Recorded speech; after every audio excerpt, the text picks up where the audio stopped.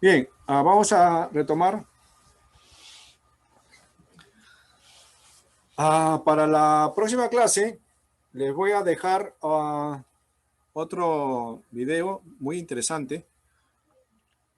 Estas dos primeras secciones estoy dejando video. A partir de la tercera sección voy a dejarle lecturas. Es un video más o menos que demora... a ver, voy a ver cuánto demora el videito.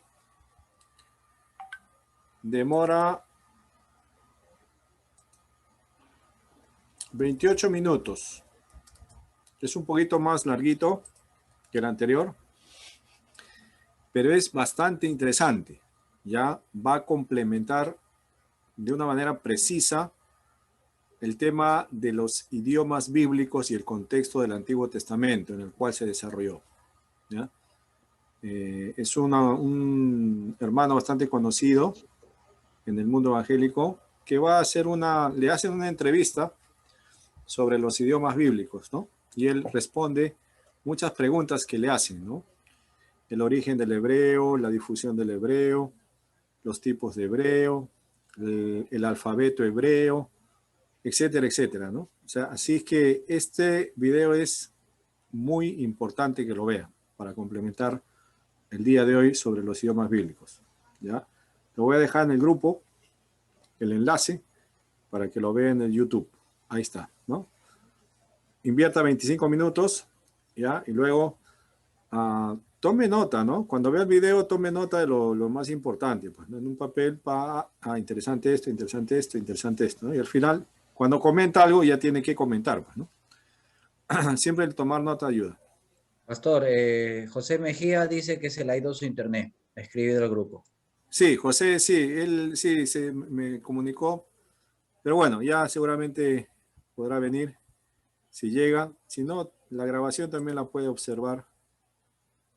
Va a estar activa la grabación, ¿no? Entonces, no hay problema. Pastor, ¿y los libros va a enviar? ¿Cómo se llama? El video. ¿Nos iba a dejar a mandar unos libros, creo, nos dijo la semana pasada? ¿O no? Sí, los libros de la antigua. Por eso, a partir de la tercera semana les voy a dar la lectura ya en los libros para que en base a esa lectura podamos ir participando. ¿Ya? Les voy a dejar un libro completo. No sé si tendrá copyright, no sé si tendrá copyright ese libro, pero lo voy a dejar ahí para que lo pueda observar. Es de un autor bastante conocido. Habla el Antiguo Testamento, se llama el libro, de Samuel J. Schultz, ¿no? Es un autor bastante conocido en el tema del Antiguo Testamento. Esto sí lo voy a dar completo, ¿eh? No, pastor, perdón. Sí, se la ve ahí en internet, no hay problema. Ya, entonces vamos a tocar el tema del video que vimos de los escribas y masoretas, ¿eh? Ya, entonces el personaje ahí clave para la conservación, el cuidado y la transcripción del texto eran estos dos personajes, ¿no? Los escribas, por un lado, en un tiempo antes del Nuevo Testamento, los escribas, y luego del Nuevo Testamento, los masoretas, ¿no? Ahora, el trabajo de estos personajes era un trabajo bastante minucioso, como lo hemos visto, y sobre todo que tenían mucho rigor en cuanto a la transcripción, ¿no? O sea, el rigor que ellos observaban en la misma cantidad de palabras que debía tener, ¿no? Mire, ¿qué tal rigor, no? Contaban la cantidad de palabras para que al final en su revisión no faltara ninguna, ¿no?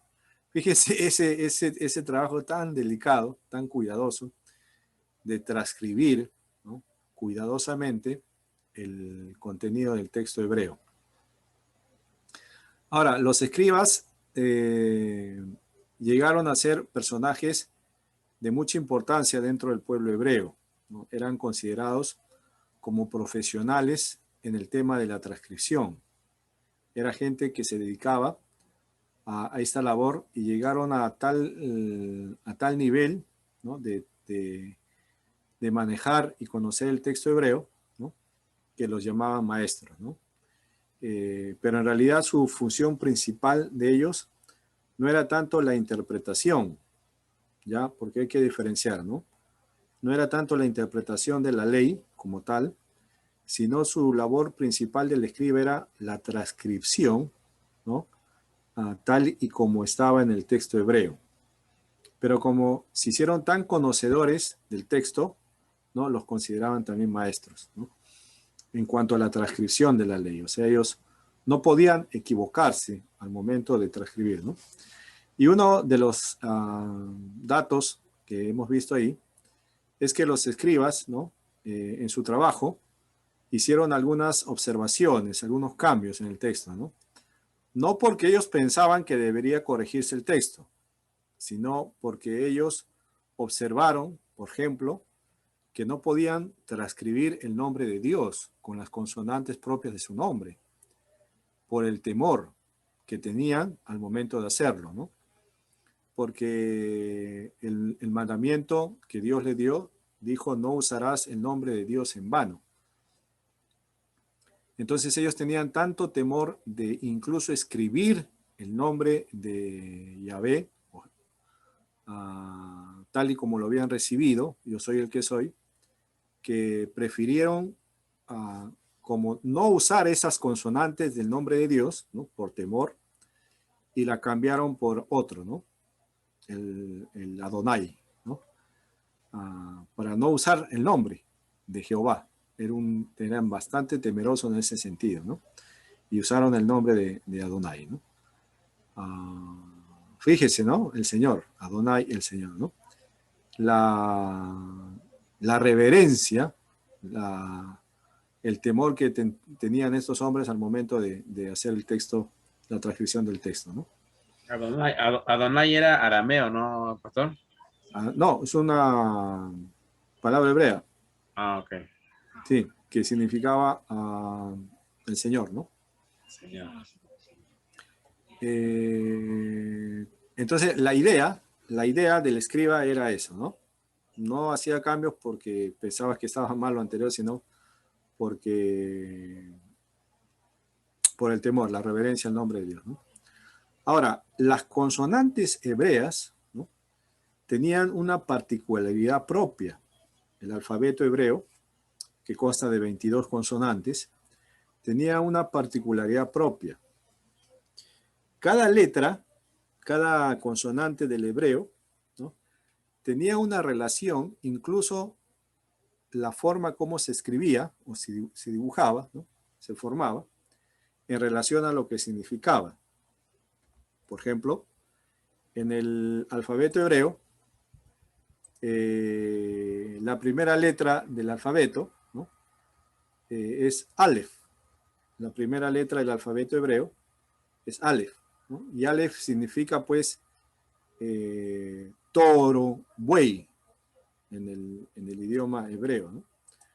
Y interesante porque esta letra, Aleph, ¿no? Se dibujaba o se formaba tomando la idea del cuerno, ¿no? Del toro, ¿no? Del buey, se dibujaba de esa forma, Aleph, ¿no? Siguiendo más o menos la figura del cuerno del animal, ¿no? Entonces ellos se guiaban, ¿no? O sea, para darle forma a la letra de la consonante, de acuerdo a lo que significaba la letra Aleph, ¿no? Entonces la Aleph tenía la forma más o menos, la guía de un cuerno del buey, del toro, ¿no? Lo mismo ocurría con Bet. Bet, la segunda letra, ¿no?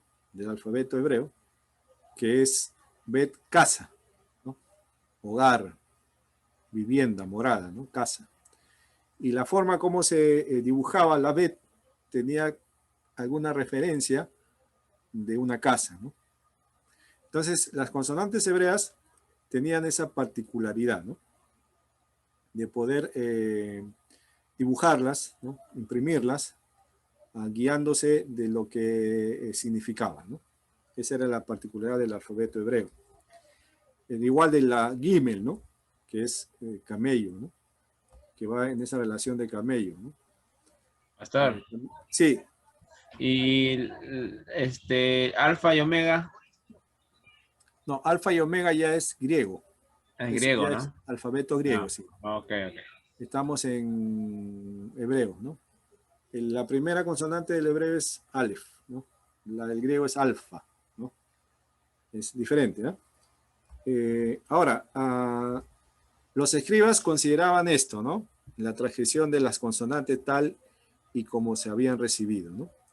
Y era un trabajo bastante delicado y que tomaba tiempo con todas las dificultades propias de ese momento, ¿no? No había mucha tecnología, los materiales eran rústicos, ¿no? Etcétera, etcétera. Así que el trabajo del escriba era bastante reconocido dentro del pueblo, tanto es así que lo consideraban un maestro, ¿no? Cuando viene Jesús, ¿no? Jesús los menciona a ellos, ¿no? Por ejemplo, en el capítulo 23 de Mateo, ¿está el secretario? ¿Secretario está? No. Secretario. Alexis. Se ha ido a escribir la tabla, creo. Se ha ido a hacer su chamba a otro lado. Bueno. Secretaria, hermana Aide. Amén, pastor. A ver, secretaria, a ver, ayúdanos, hermana Aide. Mateo 23, ¿cuánto dijo, pastor? Los 3 primeros versículos de Mateo 23. Amén, pastor. Entonces habló Jesús a la gente y a sus discípulos diciendo: en la cátedra de Moisés se sientan los escribas y los fariseos. Así que todo lo que os digo que guardéis, guardadlo y hacedlo, mas no hagáis conforme a sus obras, porque dicen y no hacen. Amén, pastor. Ya. Entonces ahí está la mención que Jesús hace de los escribas y fariseos en el tiempo de Jesús, ¿no? En la cátedra de Moisés, o sea, los que se encargan de la enseñanza de la palabra, de la ley de Dios. ¿Quiénes son? Los escribas y los fariseos. Los escribas tenían la función de conservar, copiar y mantener el texto. Y los fariseos, ¿no? Tenían digamos, la función de poder guiar al pueblo al cumplimiento de esa ley, ¿no? Guiar espiritualmente al cumplimiento de esa ley, a la enseñanza de esa ley, a la interpretación de esa ley. Entonces, ahí estaba la dupla, ¿no? Los escribas por un lado, los que conservaban la ley, los copistas, los que trabajaban ese asunto, los profesionales en la copia del texto, y por otro, los que eran los guías de la interpretación y la enseñanza, ¿no? Dice que los escribas estaban en la cátedra de Moisés, ¿no? Que todo lo que ellos le digan que hagan, háganlo, porque está bien, ¿no? O sea, Jesús está reconociendo que el trabajo de los escribas estaba bien, no estaba mal. Observe bien ese pasaje, ¿no? Dice, así que todo lo que les diga que hagan, háganlo, porque está bien. Está bien lo que han hecho los escribas, el trabajo, también está bien la guía de los fariseos, pero la observación, ¿no? Pero hay algo que no deben imitar de ellos, ¿no? Que dicen y no hacen, ¿no? Bueno, ahí está también la denuncia de Jesús, ¿no? Ya, pero los escribas entonces tenían esa función muy importante, ¿eh? Los copistas. Ahora, recuerdan que cuando regresa el pueblo del cautiverio de Babilonia después de los 70 años, regresan por momentos, ¿no? Primero regresan con Zorobabel, ¿no? El primer regreso con Zorobabel. Luego regresa Esdras, luego Nehemías. ¿Y Esdras quién era? ¿Recuerda? ¿Quién era Esdras? Era escriba. Escriba y... Esdras era el escriba, pues, ¿no? Sí, escriba era. Era el escriba, el escribano. Era uno de los que realizaban esta función. Y como parte del avivamiento de ese momento, en la reconstrucción del templo, reconstrucción de las murallas de Jerusalén, Esdras cumple una función muy importante, porque él empieza a hacer este trabajo este trabajo nuevamente, no solamente de leerles la ley, sino empezar a conservar la ley. Porque recuerda que el escriba tenía esa misión, ¿ya? Tenía la misión no solamente de leer la ley, sino también de transcribirla y guardarla y conservarla, ¿no? Así que se considera que en el tiempo de Esdras, ¿no? Se forma una nueva traducción a través de Esdras, ¿no? Una nueva traducción, no, sino una nueva copia del Antiguo Testamento hebreo, sobre todo de la ley, del nuevo hebreo, porque recuerdan que les dije que el hebreo en sus orígenes tenía diferentes dialectos, ¿no? Recuerdan que el hebreo en sus orígenes tenía diferentes dialectos y que probablemente antes de la deportación la gran cantidad de libros se escribió en el hebreo cananeo o el paleohebreo, el hebreo antiguo, ¿no? La lengua de Judá, la lengua cananea, como se conoció ahí en el tiempo de los reyes. Ya, una vez que ellos salen deportados, ¿no? Se van a Babilonia, el arameo como que opaca el hebreo, conservan todavía algunos lugares en cuestiones cúlticas y en las clases aristocráticas se conserva el hebreo, pero cuando regresa Esdras, regresa nuevamente a reconstruir la ciudad y el templo, entonces Esdras se toma el trabajo nuevamente de transcribir, de hacer una copia de la ley. Y ahí es donde se genera la nueva copia ya con el hebreo más actualizado de ese tiempo. Entonces se considera que Esdras es el que actualizó el hebreo, del hebreo cananeo, del tiempo que se fue desarrollando los primeros escritos, al nuevo tiempo, ¿no? En el cual regresaron a Jerusalén, ¿no? Esdras fue el autor de este trabajo, como escriba, era parte de su función. Pero a la vez era sacerdote, ¿verdad? También era sacerdote, a la vez era sacerdote, pero parte de su función como escriba era copiar el texto, ¿no? Y ahí es donde se le ve ya una nueva, una actualización del hebreo, ¿no? Bien, ese era Esdras, ¿no? En el tiempo del regreso. Ya en el Nuevo Testamento, luego de Jesús, el tiempo de la iglesia, aparece ya los especialistas, ¿no? Los profesionales en la copia del texto, que se les considera como los masoretas. Los masoretas eran un grupo de judíos especialistas en la copia, en la traducción, en el cuidado, conservación del texto hebreo, ¿no? Y ellos hacen algo, ¿no? Dentro del trabajo que hicieron, es añadir al texto hebreo vocales, ¿no? Para darle una lectura un poco más fácil, ¿no? Pero tanto era el celo, ¿no? El cuidado, que las vocales no las añaden entre consonante y consonante, porque para ellos el texto era sagrado, no se podía mover. Fíjate, ¿eh? El texto no podía entrar entre una vocal, no podía entrar entre dos consonantes, porque alteraba ya para ellos, ¿no?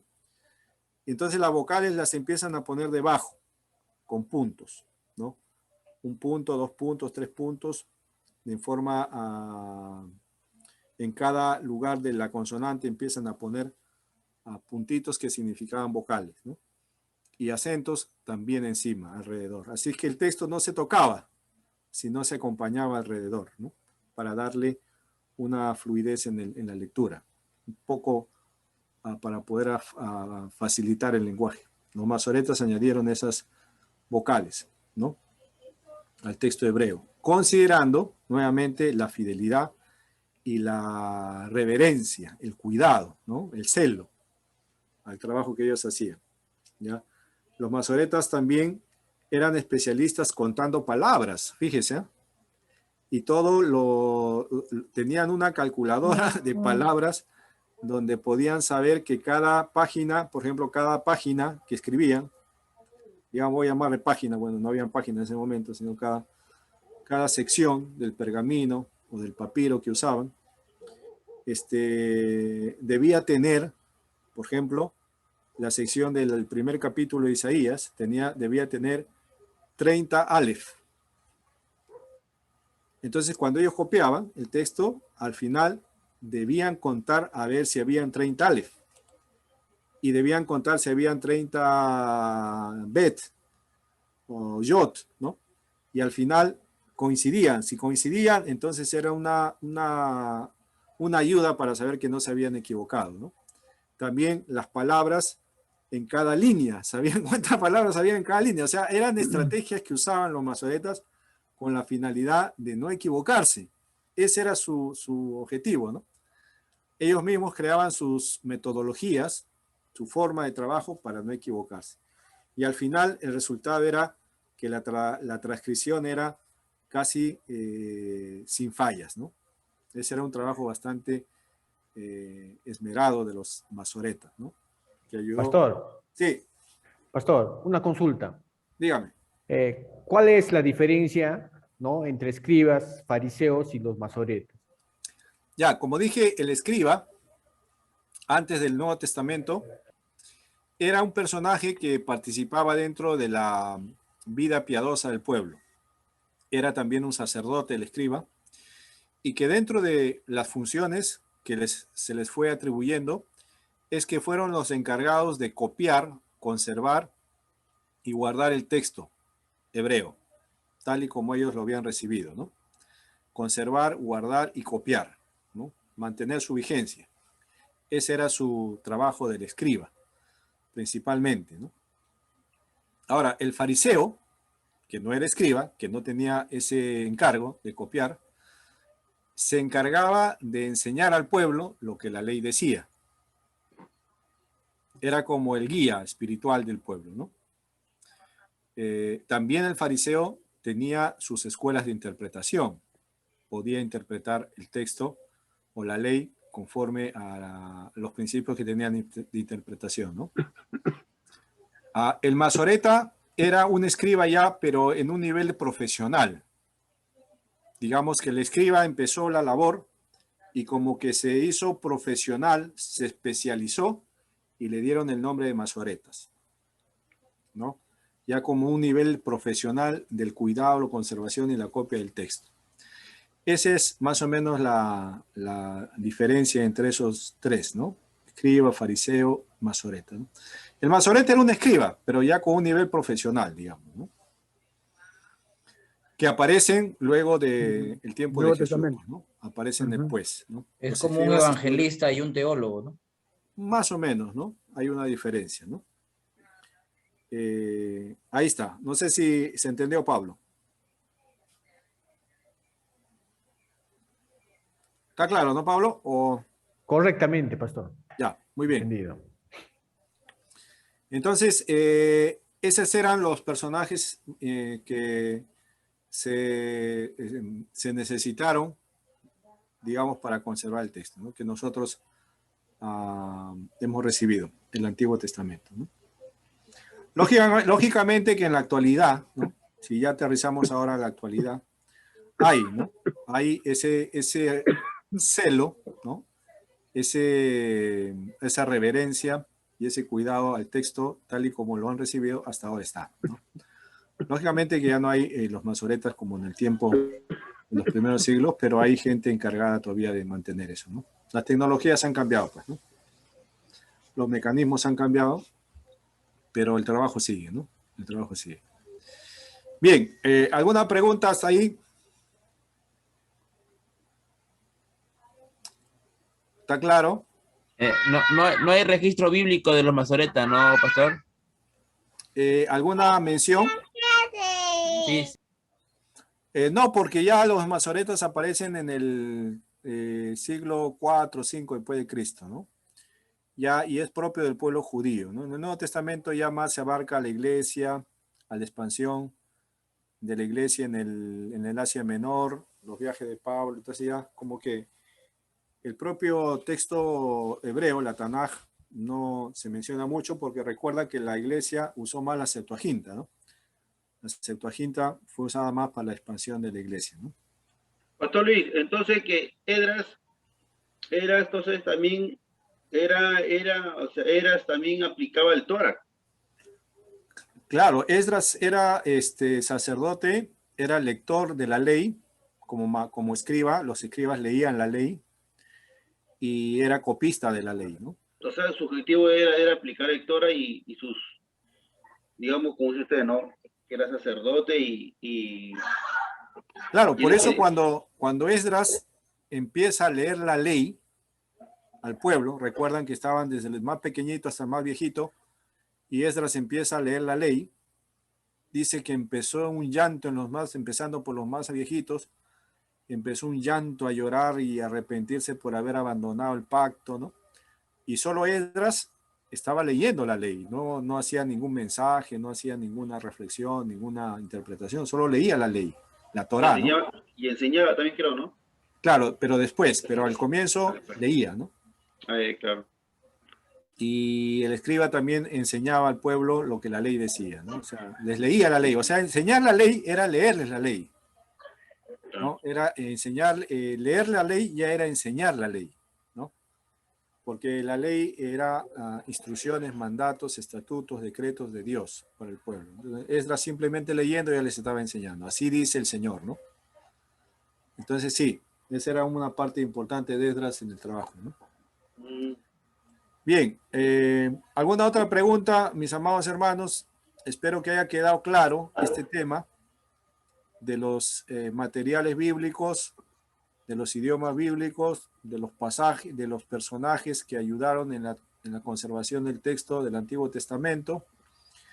Y usted va a cerrar con broche de oro ¿cómo se llama? Con el video que voy a dejarles, ¿ya? A ver, voy a hacer algunas preguntas de repaso para ver si estamos todos sintonizados, ¿ya? A ver, Jacqueline Ceballos.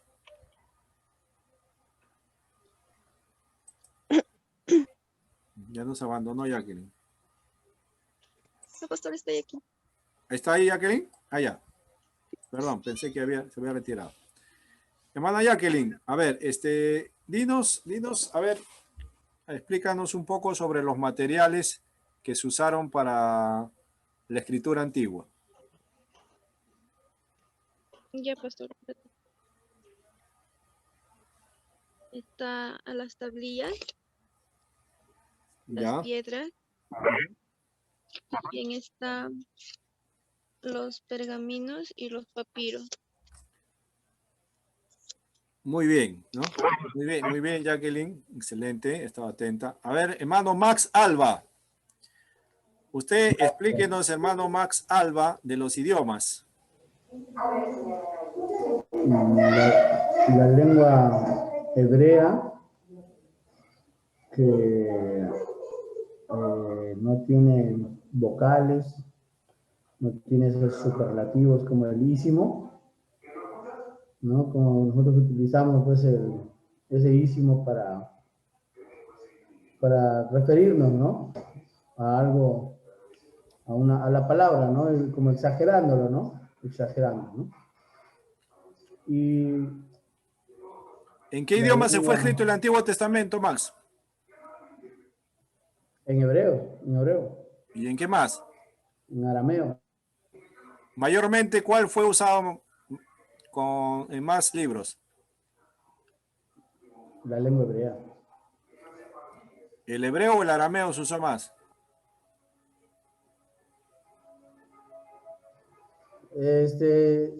Creo que el hebreo, pastor. Ya, muy bien, el hebreo, ¿no? El arameo se usó, pero en menos porción, ¿no? Claro. Ahora, William, ¿en qué hebreo posiblemente se escribió los escritos del Antiguo Testamento en sus comienzos? En el hebreo cananeo, pastor. Muy bien, excelente, William, ¿no? Está bien atento. Hermana Aide,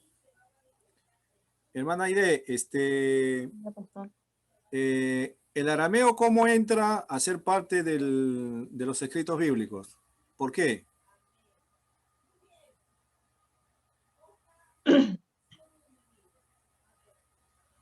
El arameo, pastor, ingresa a través de la Tanaj, pastor. Ya, pero ¿qué circunstancias hicieron posible que el arameo también sea parte del lenguaje del pueblo hebreo? ¿Qué pasó? ¿Por qué lo aprendieron los hebreos? ¿Por qué aprendieron arameo? Porque su lengua originaria era hebrea, pues, ¿no? Así es, pastor. Pero algo ocurrió en su historia de que hizo que ellos aprendieran el arameo también. ¿Recuerda qué pasó? No, pastor, no Que recuerdo. los llevaron, ¿a dónde los llevaron? Todo el arameo por toda Palestina. Claro, y ya esa es la lengua de los babilonios. El arameo es del pueblo sirio, de Babilonia, ¿no? Y Babilonia conquistó a Samaria primero y luego conquistó a Jerusalén, a Judá. Claro, pero hablaba en la región del norte, justo del Medio Oriente, creo que se alejaba por ahí, ¿no? Fue la lengua de los sirios. Claro, la lengua de los sirios. Y cuando ellos fueron deportados, los hebreos, se fueron hablando hebreo. Y cuando llegaron a Babilonia, aprendieron el arameo. En la deportación, ellos aprendieron el arameo de los babilónicos. Dejaron de hablar hebreo, ¿no? Y dejaron de ir hablando el hebreo, y el hebreo se quedó como una cuestión cúltica de la aristocracia, ¿no? Claro. Y cuando regresaron del exilio, regresaron también sabiendo arameo. Arameo a la vez. Pastor, y el griego ya es en la conquista por el pastor de Alejandro Magno. Claro, el griego ya entra en el tiempo del helenismo, ¿no? Cuando Alejandro Magno empieza a tomar posesión, ¿no? Y empieza a conquistar bastante parte de la región del Medio Oriente hasta que llega a Roma. Y Roma vence a Alejandro Magno. Y una característica de Roma es que Roma no quitaba o sea, lo mejor de las culturas Roma lo absorbía, ¿no? Y dejó el griego como un idioma. La cultura griega la conservó los romanos, ¿no? Por eso es que el griego, el latín no fue el idioma que dominó, sino el griego. Bien, entonces recuerden, ¿no? El arameo entra dentro de la literatura hebrea porque fueron conquistados por babilónicos y ahí lo aprendieron el idioma, ¿no? O sea, se convirtió en un idioma internacional. Así es, ¿no? Y Daniel, recuerda el profeta Daniel, ¿no? Sí, Daniel claro. Estuvo deportado en Babilonia y trabajó en la corte como un funcionario bastante importante del tiempo de la deportación. Y él... Y pastor, y ahí se hablaba todo lo que era el siriaco en todo caso. Era también lengua de ese momento, pero la que dominaba era el arameo. Una mezcla en todo caso entre el arameo, el siriaco y todo eso. Claro, el hebreo también estaba, pero no se hablaba, pues, ¿no? Pero el arameo como que dominó. Por eso es que hay partes de Daniel que se escribieron en arameo, ¿no? Y otras secciones también que se escribieron en arameo, ¿no? Y también era quizás por la fluidez de su lenguaje, era mucho más rico que el hebreo también, como dijo usted, ¿no? Posiblemente tendría una mayor aceptación, ¿no? Para su lectura, para su comprensión también, ¿no? En el video que les voy a dejar, ahí está un poco más, ¿ya? Para que lo puedan observar, ¿ya? Muy bien. Voy a dejarles entonces el enlace ahí en el grupo del video, ¿no? ¿En qué lenguas se escribió el Antiguo Testamento? Eso voy a profundizar un poco más, ¿no? Tome atención, tome nota, apunte bonito y luego el próximo martes compartimos acá. Bien, si no hay otra pregunta y todos han estado presentes en la clase, José Gastulo llegó, se conectó, parece que hay problemas. Bien. Entonces, si no hay ninguna pregunta, mis amados hermanos, para la próxima clase, su lectura, ¿ya? Y su participación también. Muy bien. Pastor Timoteo, no sé si hay algún anuncio. Pastor Luis, la lectura de lo que va a mandar el video usted. Yo voy a poner el video, no es lectura, es un video. Pero ahí hacemos una lectura. No, de ahí me trae el reporte de lo que ha visto, ¿no? Verbalmente. Claro, oralmente nomás, ¿no? Oralmente. Yo le digo que usted tome apuntes para que recuerde, ¿no? al momento de que quiera compartir, sepa qué compartir, pues, ¿no? Y tenga ya ordenado lo que quiere decir, pues, ¿no? No para que me entreguen a mí, ¿eh? No para que me entreguen a mí, sino para que usted pueda compartir lo que ha visto. Bien. ¿Hay algún anuncio? No sé, el comité de aula si tiene algún anuncio para los muchachos. Y si no hay nada, Pastor Timoteo, no sé si hay algún anuncio para la clase. Si no, ya nos estamos despidiendo. No hay anuncios, más que el viernes es nuestro primer culto a las 8 de la noche. Ya, el viernes entonces a las 8 tenemos el culto de seminaristas de la clase unidos. De los seminaristas. Muy bien, perfecto. Ahora, un dato importante, hermanos, ¿ah? Un seminarista siempre debe saber un poco más que un hermano que va a la iglesia. Ojo, un seminarista debe saber siempre un poco más. Por eso están estudiando, ¿ya? Para dar un poco más, ¿sí? Ya no solamente en qué idioma se escribió el Antiguo Testamento, hebreo y arameo. De repente la feligresía sabe eso, ¿no? Pero usted sabe un poco más. Importante, ¿ya? Recuerde eso. Y ese poco más lo va a lograr leyendo, viendo un poco más. Bien. Oraremos para terminar. Pastor, una pregunta. Sí. Pastor, los libros que dejó en referencia en el sílabus, ¿eso lo estaba repasando también, Pastor, o lo vamos a dejar todavía para posteriormente? Porque nos en la clase nos dijo que nos iba a mandar otros libros, con otros autores que están fuera del sílabus. Sí, o sea, lo que pasa es que no puedo dar el libro completo por cuestión de copyright, ¿no? Porque si no tiene permiso ese libro para ser compartido, entonces estaría pirateándolo, ¿no? Entonces, se puede sacar porciones del libro, lecturas, ¿no? De 10 hojas, 15 hojas para dejar. Quizás eso no hay problema. Pero el libro completo no. Pero, ¿cómo se llamaba el libro? Yo les voy a dejar uno que es, habla el Antiguo Testamento de Schulz, ¿ya? Que es bastante útil, bastante adecuado para el curso. Ese sí creo que no tiene copyright, sí lo puedo dar completo. Pero los otros que están en el syllabus y que vamos a necesitar en algunos momentos de lectura, se los voy a dar, pero por la porción que tienen que leer nomás, ¿ya? Cuando le corresponda leer la porción, yo le dejo la lectura, ¿eh? ¿Ya? Para evitar este problema de copyright. Bien, oraremos entonces para terminar, y dar gracias a Dios, ¿ya? A ver, un hermano o hermana que ha estado en la clase y pueda terminar orando. A ver, hermana Leila, ¿está presente? Hermana Leila Murillo. Sí, pastor. Hermana Leila, ¿nos podría despedir en oración, por favor, para terminar la clase? Sí. Bien, vamos a orar entonces con Leila.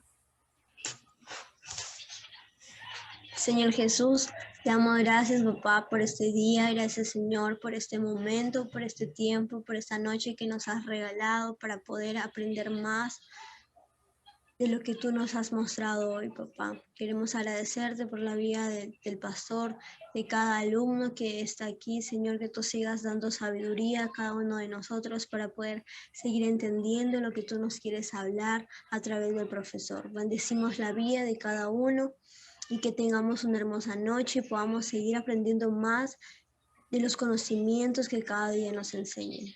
En el nombre de Jesús, amén. Amén. Gracias, Leila. Dios les bendiga, que descansen. Y no se olvide que un seminarista debe saber un poco más.